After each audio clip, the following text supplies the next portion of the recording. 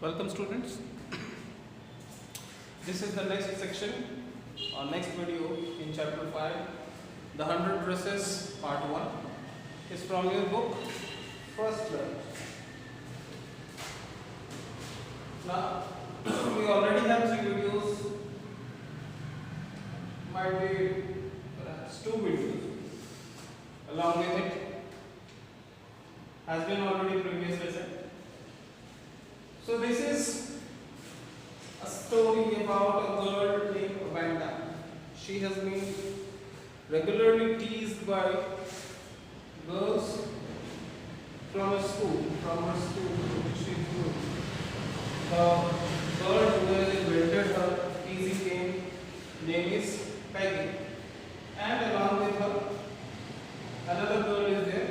Her name is Maddie. She is, as per her dressing, she seems to be very poor. She comes from Hogginside, which is a rural area in that section. Her legs are always caked with mud. She always sits in that corner of the classroom where all the rough boys sit. She doesn't laugh. She doesn't even smile. She talks very less. And they have targeted that girl. So the reason for which they have targeted is that she always answers a few questions which seems to be far from beyond the possibility or truth. She always wore a same blue dress, of same faded blue dress, which was not even properly ironed. Peggy, whenever asked her, it was the process of making fun of Vanda. In that process, Peggy would ask Vanda, how many dresses do you have? And she would answer, Vanda would answer, I have 100 dresses. How many shoes do you have? She would answer 60 pairs. And this was the main reason why Peggy was angry for her, and that's why she teased her. Okay. Maddie was not like Peggy, but she was unable to express her feelings as she thought that she might be the next target for Peggy, because Maddie also wore hand-over dresses. Means she also wore dresses which were borrowed by someone. So that's why she was also frightened of Peggy, that Peggy will start teasing her if he expresses her concern about teasing Vanda. So coming to the next section, to the part where we have left off. After that we will get to. Today, even though they had been late to school, Maddie was glad she had not made to make fun of Vanda. She worked her arithmetic problems absent-mindedly, 8 times 8. Let's see. She wished she had the nerve to write Peggy a note, because she knew she never would have the courage to speak right out to Peggy, to say, hey Peg, let's stop asking Vanda how many dresses she has. आज दोनों school पहुंचने में late हो गए थे, लेकिन Maddie खुश थी कि उसको वंडा का मजाक उड़ाना नहीं पड़ा। वो अपना मैथ का प्रॉब्लम सॉल्व कर रही थी, ध्यान नहीं था उसका उसके ऊपर, लेकिन फिर भी वो सॉल्व कर रही थी। 8 का टेबल शायद था 8 टाइम्स 8 या 8 से रिलेटेड कोई प्रॉब्लम था 8 टाइम्स 8, एंड उसको याद ही नहीं आ रहा है। वो कहती है 8 गुना 8, चलो देखते हैं। उसके बाद उसने सोचा कि वो कम से कम वो इतनी हिम्मत जुटा ले कि पेगी को कुछ वो लिख कर दे सके। क्या लिखना चाहती थी कि हे पेग, चलो वंडा का मजाक उड़ाना या वंडा से ये पूछना बंद कर देते हैं कि उसके पास कितने ड्रेसेस हैं, क्योंकि उसके पास इतनी हिम्मत तो नहीं थी कि वो पेगी के मुंह में बोल सके कि ऐसा नहीं करना चाहिए। When she finished her arithmetic, she did start note to Peggy. Suddenly she paused and shuddered. She pictured herself in the schoolyard, a new target for Peggy and the girls. Peggy might ask her where she got the dress that she had on, and Maddie would have to say it was one of Peggy's old ones that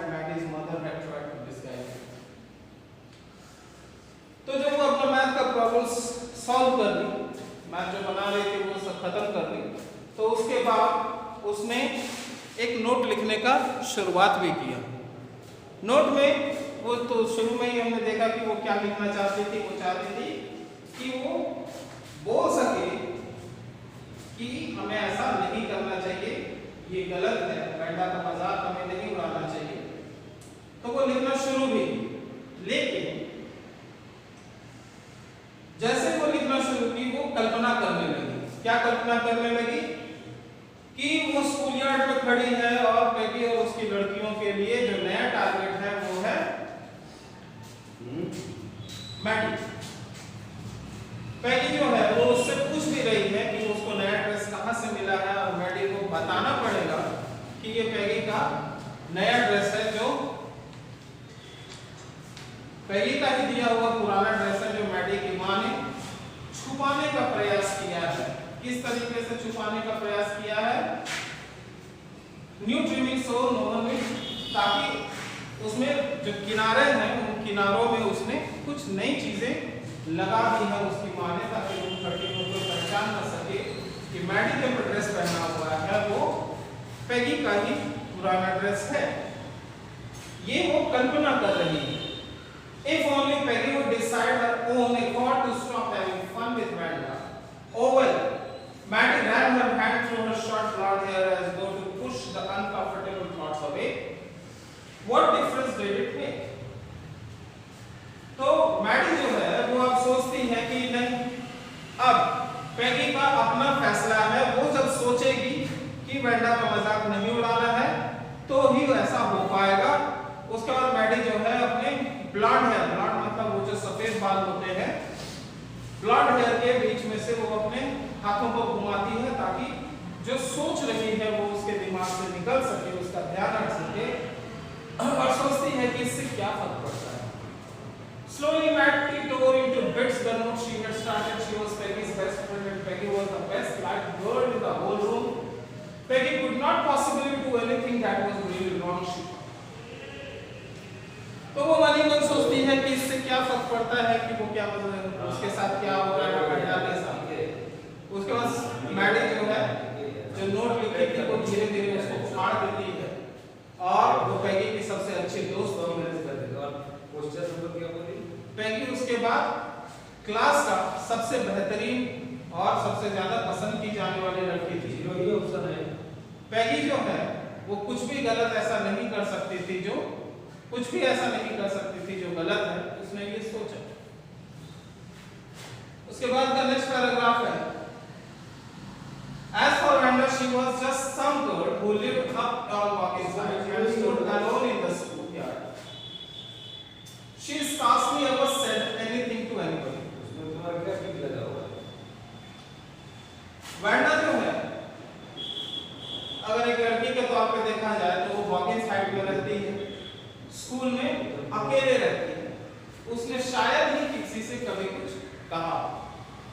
The only time she talked was in the schoolyard about her 100 dresses. Maddie remembered her telling about one of her dresses pale blue with colored trimmings. And she remembered another that was brilliant jungle green with a red sash.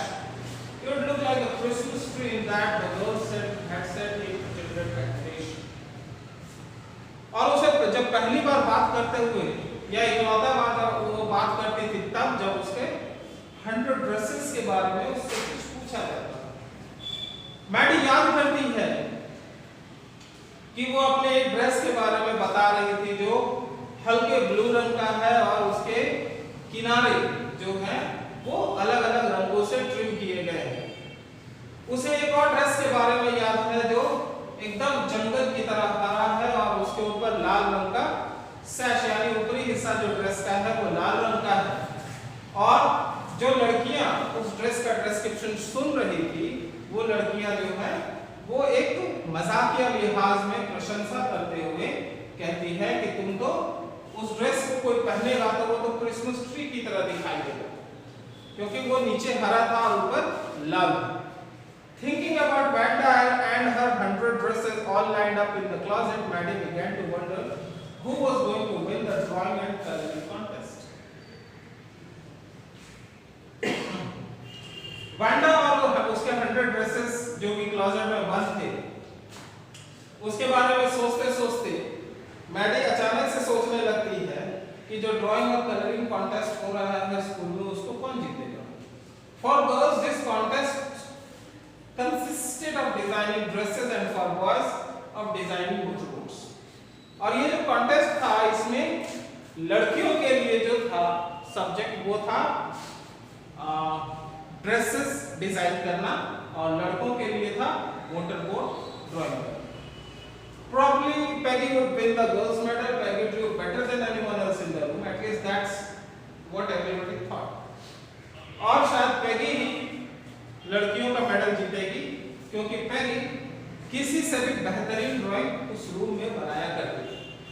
कम से कम ऐसा ही सभी सोचते थे। She could copy a picture in a magazine or some film star's head so that you could almost tell who it was। और वो किसी magazine से किसी फिल्म स्टार का हेड या सिर जो है उसको इतनी अच्छी तरह से ड्रॉ कर सकती थी कि कम से कम कोई भी देखकर ये पहचान सकता था कि वो ड्राइंग किसका है। Oh, Maddie was sure Peggy would win. Well, tomorrow the teacher was going to announce the winners, then they would know। और मैडी को पूरा विश्वास था पैगी ही जीतेगी। कल ऐसे भी टीचर नाम अनाउंस करने वाली थी जीतने वालों का, तब उन्हें पता चल ही जाएगा। The next day it was drizzly. Maddie and Peggy hurried to school under Peggy's umbrella। Naturally, on a day like this, they didn't wait for Wanda Petrovsky on the corner of Oliver Street, the street that far away under the railroad tracks and up the hill into Boggins। अगले दिन जब वो लोग school जा रही थी तो बारिश हो रही थी। मैडी और पैगी के छाते के नीचे स्कूल के लिए जल्दी जा रही थी और ये नॉर्मल था कि इस तरह के दिन में कोई वैंडा का इंतजार ऑलिवर स्ट्रीट के किनारे पर नहीं करने वाला था जो बॉगिंग साइड से आता था। Anyway, they weren't taking chances of being late today because today was important। और वैसे भी वो कोई मौका नहीं चूकना चाहते थे आज, क्योंकि आज बहुत महत्वपूर्ण दिन था। उसके बाद Do you think Miss Mason will announce the winners today? asked Peggy। पैगी कहती है कि क्या तुम्हें लगता है कि आज मिस मेसन जो है हमारा ड्राइंग को अनाउंस करेगी? Oh, I hope so the minute we get it, said Maddie। Of course you will win, Peggy। Maddy कहती है हाँ मुझे तो भरोसा है कि हम लोग जैसे ही स्कूल जाते हैं वो वैसे ही अनाउंस कर देगी और जीतोगी तो तुम ही पैगी। Hope so, said Peggy eagerly। और पैगी भी इस चीज में ही असंतोष जताते हुए कहती है कि मुझे भी आशा है कि मैं ही जीतूंगी। The minute they entered the classroom, they stopped short and gasped। They were all drawings all over the room, on every ledge and window sill, dazzling colors and brilliant lavish design, all drawn on great sheets of wrapping paper। There must have been 100 of them all lined up। These must be the drawing for the contest। They were everybody stopped and whistled or murmured smilingly। और जैसे ही वो लोग classroom में घुसते हैं पैगी और Maddie, वो लोग देखते हैं कुछ देखकर रुक जाते हैं और गैस मतलब एक तरह से क्या कह सकते हैं रुक कर वो लोग देख रहे हैं। चारों तरफ ड्राइंग्स भरी हुई थी रूम में, हर किनारे पर हर खिड़की पर चारों तरफ ड्राइंग्स थी। बहुत ही खूबसूरत, बहुत ही अच्छी तरह से बने हुए, बहुत शानदार डिजाइन और सभी के सभी जो रैपिंग पेपर होता है, मोड़ने वाला कागज होता है, उसके शीट्स पर बनाई गई थी। वो उनकी संख्या 100 होगी और सभी के सभी लाइन से लगे हुए।